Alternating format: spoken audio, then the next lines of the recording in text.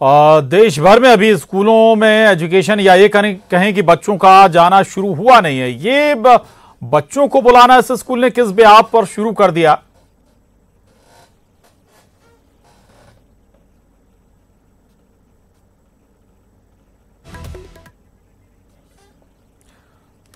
चलिए, विकास के पास हम विकास से संपर्क नहीं हो पाया, लेकिन इंदौर का ये नामी गिरामी स्कूल है जिसने बच्चों को, छोटे छोटे बच्चों को स्कूल बुलाना शुरू कर दिया और अब माना जा रहा है कि बाल आयोग इस स्कूल के खिलाफ एक्शन ले सकता है, कार्रवाई कर सकता है।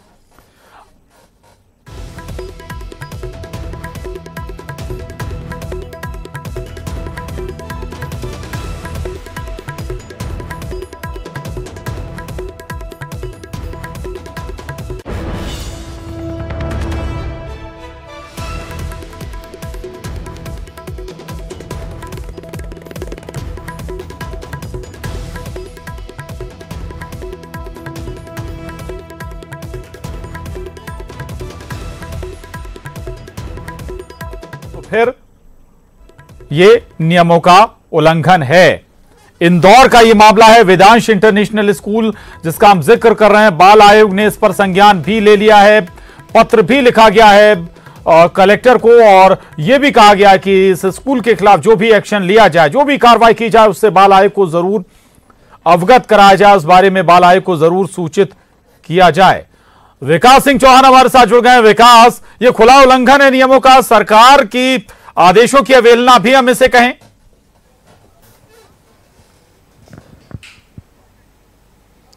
बिल्कुल, जिस प्रकार से प्रशांत ये पूरा मामला सामने निकल कर आया, कहीं ना कहीं मालूम होता है कि नियम विरुद्ध कोई स्कूल जो है वो बच्चों को बुलाने के लिए बाध्य कर रहा है। लिहाजा जिला प्रशासन को इस मामले में सख्ती कर लेनी चाहिए थी, लेकिन बाल आयोग ने इस मामले में अब संज्ञान लिया है।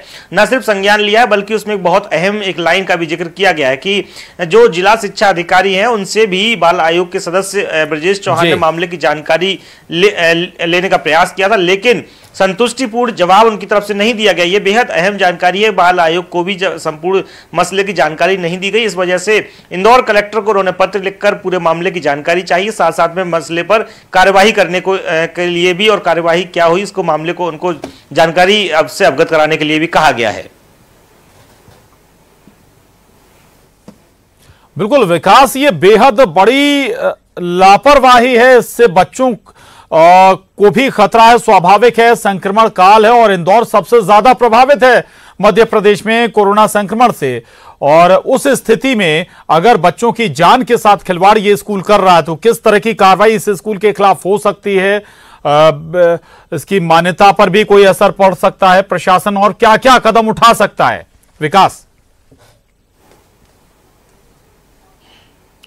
बिल्कुल, जिला प्रशासन की अगर बात की जाए या फिर इसके अलावा साथ साथ में शिक्षा विभाग की बात की जाए तो बेहद कड़े कानून और बेहद कड़े प्रावधान हो सकते हैं और उन पर कड़ी कार्यवाही भी उनके माध्यम से स्कूल पर की जा सकती है, क्योंकि ये एक नामी स्कूल से जुड़ा हुआ मामला है और ये आरोप है कि जो नामी स्कूल है वो बच्चों को इस दौरान पढ़ाने के लिए स्कूल बुलाता था।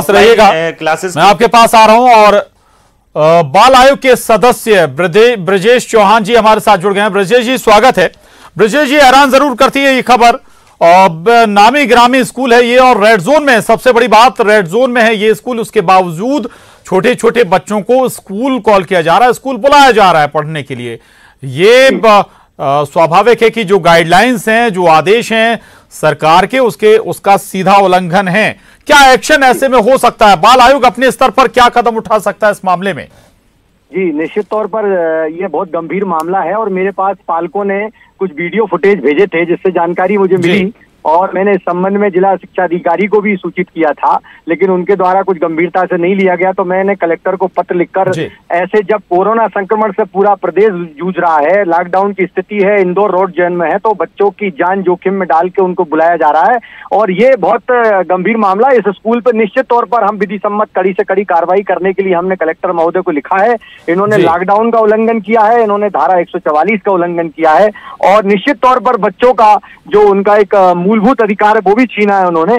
तो इस तरीके से हमने उनको, मैंने पत्र लिखकर उनको कड़ी कार्रवाई के लिए कलेक्टर महोदय को कहा है।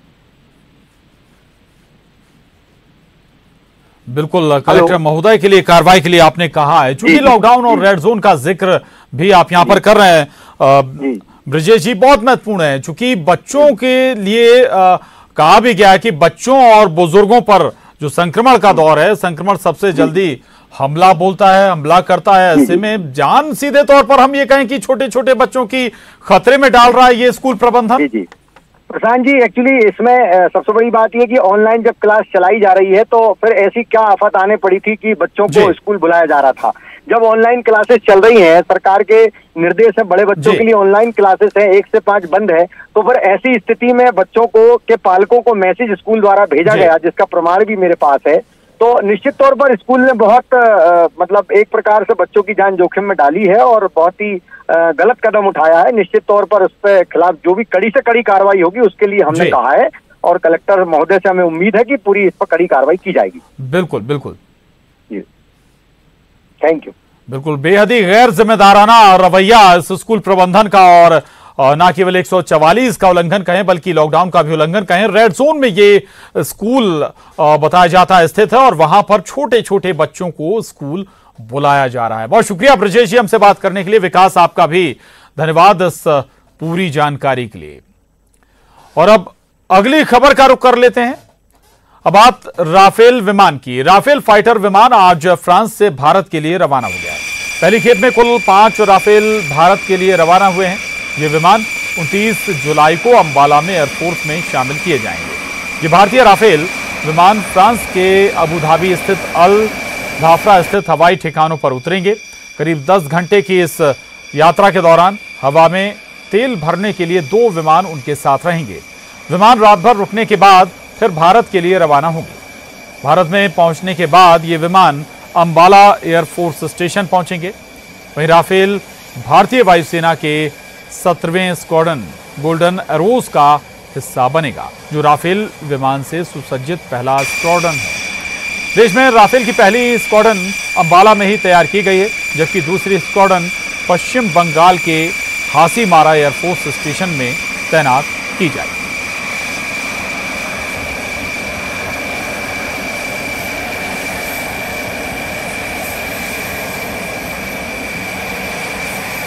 प्रभात सावन सोमवार की। सावन के चौथे सोमवार पर बाबा महाकाल की नगरी उज्जैन में बाबा महाकाल की शाही सवारी निकली।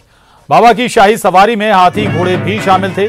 मान्यता है कि सावन में बाबा महाकाल अपनी प्रजा का हालचाल जानने के लिए नगर भ्रमण पर निकलते हैं। पुलिसकर्मियों ने बाबा महाकाल को सलामी दी।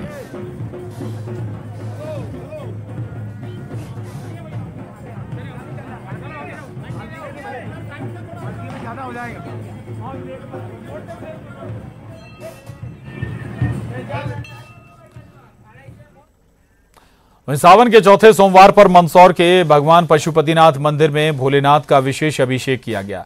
अभिषेक के बाद आम भक्तों के लिए मंदिर के पट खोल दिए गए। वहीं कोरोना के कहर को देखते हुए मंदिर प्रबंधन ने गेट पर ही थर्मल स्क्रीनिंग की व्यवस्था कर रखी थी।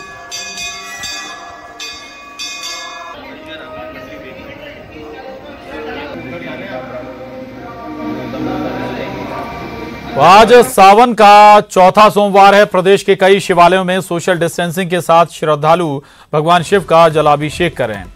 तो वहीं कहीं लॉकडाउन के कारण पाबंदी लगी है। आप अपनी टीवी स्क्रीन पर रायपुर, जांजगीर चांपा, मुंगेली, धमतरी और कवर्धा के शिवालयों की तस्वीरें देख रहे हैं। राजधानी रायपुर के प्राचीन बुढ़ेश्वर महादेव मंदिर की, जहां लॉकडाउन की वजह से शिवालयों के गेट बंद हैं। मंदिर में आम श्रद्धालुओं के प्रवेश पर पाबंदी है। मंदिर में केवल पुजारी ही पूजा कर रहे हैं। जांजगीर चांपा के मंदिर में भी लॉकडाउन के कारण इक्का दुक्का श्रद्धालु मंदिर पहुंच रहे हैं। मुंगेली के शंकर मंदिर और लोरमी के शिवघाट मंदिर और कवर्धा के प्रसिद्ध भोरमदेव शिव मंदिर में भी कोरोना का असर है। भोरमदेव मंदिर के गर्भगृह में प्रवेश की अनुमति नहीं है।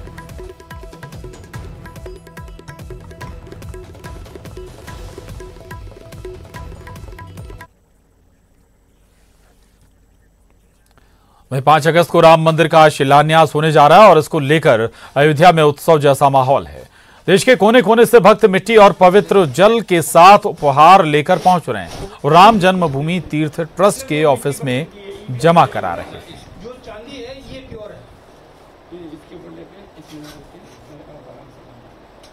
कार्यकर्ता हैं या जो जनता के लोग हैं, वो सब क्षेत्र से मिट्टी ले करके आ रहे हैं और सबकी इच्छा ये है कि इस मिट्टी का उपयोग शिलान्यास के अवसर पर किया जाए और उनकी भावनाओं को ध्यान में रख करके हम लोगों का प्रयास है कि ये उनका ये जल मिट्टी सब जन्मभूमि का निर्माण कार्य तो बहुत बड़ा है। प्रधानमंत्री द्वारा तो शिलान्यास प्रतीकात्मक शिलान्यास हो रहा है, उसके बाद में भूमि पूजन हो रहा है, उसके बाद में फिर बृहद रूप से काम होगा। तो ये जितनी मिट्टी और जल आ रही है सब उसमें पड़ेगा। पूरे हिंदुस्तान से चाहे कश्मीर से लेकर कन्याकुमारी तक हर क्षेत्र से लोग आ रहे हैं, अब ला रहे हैं और डाक से भी पहले मेरे पास काफ़ी जल और मिट्टी आ चुकी है। ब्रेक बाद खबर सतना से। सतना के रेलवे ब्रिज पर आज युवक जा चढ़ा, जिसके बाद आनन फानन में उस ट्रैक से गुजरने वाली सभी ट्रेनों को रोका गया और बिजली सप्लाई भी काटी गई।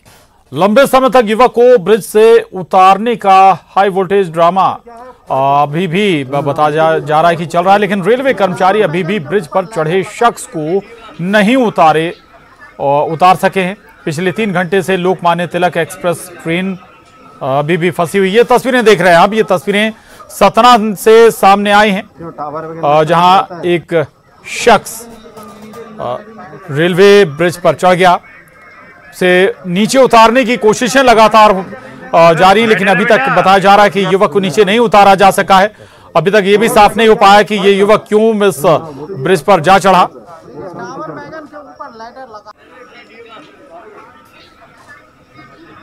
शिवेंद्र हमारे साथ जुड़ गए हैं और जानकारी के साथ। शिवेंद्र, क्या जानकारी मिल पा रही है, क्या वजह है इस ब्रिज पर इस युवक के चढ़ने की और क्या कोशिशें अभी तक से नीचे उतारने की हुई हैं? देखिए प्रशांत, मैं आपको बता दूं कि ये 20 से 22 साल का युवक है जो कि सतना नदी पे पुल है, रेलवे पुल है, उस पर चढ़ा हुआ है, ऊपरी हिस्से में चढ़ा हुआ है। और सबसे बड़ी बात यह है कि जो पाटिल पुत्र और बॉम्बे के बीच में चलने वाली एक्सप्रेस ट्रेन है वो पुल में फंसी हुई है। पिछले 1 घंटे से ट्रेन पुल के बीचों बीच खड़ी हुई है, जिसको हटाने के लिए डीजल इंजन की मदद ली जा रही है, उसको बुलाया गया है और एक रूट की जो बिजली है उसको गुल कर दी गई है ताकि कोई अप्रिय घटना ना हो। क्योंकि युवक के ऊपर से जो बिजली का तार निकल रहा है, जो रेलवे लाइन है, वो उस पर विद्युत प्रवाह की वजह से उसको जान का खतरा हो सकता था, तो उसको बंद कर दिया गया है और अब डीजल इंजन की मदद से पहले ट्रेन को निकाला जाएगा और इसके बाद उस युवक को उतारने का प्रयास किया जाएगा। युवक मानसिक रूप से विक्षिप्त जैसी हरकतें कर रहा है, अभी तक उसकी कोई शिनाख्त नहीं हुई है।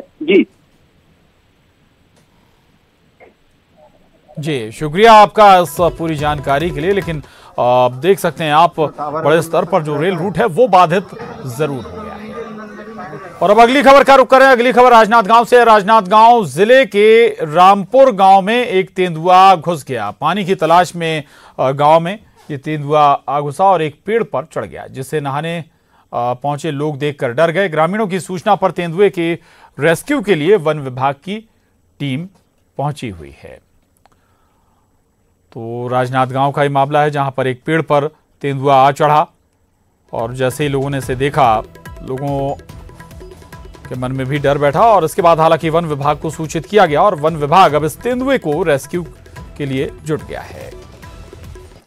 खबर बेमेतरा से। बेमेतरा के नवागढ़ में उस वक्त एक बड़ा हादसा टल गया जब बाइक में पेट्रोल डालने के दौरान बाइक के टैंक में अचानक आग लग गई।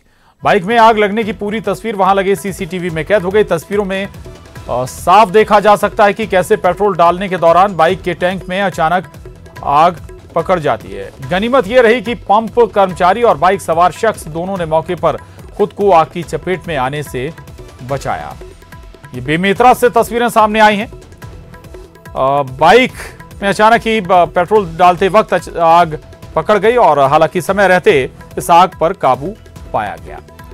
खबर सागर से, जहां गैस टैंकर की चपेट में 2 बच्चे आ गए हैं और दोनों बच्चों की घटनास्थल पर मौत हो गई है। गुस्साए ग्रामीणों ने चक्का जाम कर दिया। बीना के किरोद गांव की यह घटना बताई जा रही है। तो ये बड़ी खबर है सागर से, जहां गैस टैंकर की चपेट में 2 बच्चों के आने से इन बच्चों की दर्दनाक मौत हो गई है। घटनास्थल पर ही बच्चों ने दम तोड़ दिया। इसके बाद गुस्साए ग्रामीणों ने चक्का जाम कर दिया। बीना के किरोद गांव में यह घटना घटी है। ये तस्वीरें इस वक्त आप अपनी टीवी स्क्रीन पर देख पा रहे हैं। दरअसल 2 बच्चों की मौत के बाद रो रो कर परिजनों का, गांव वालों का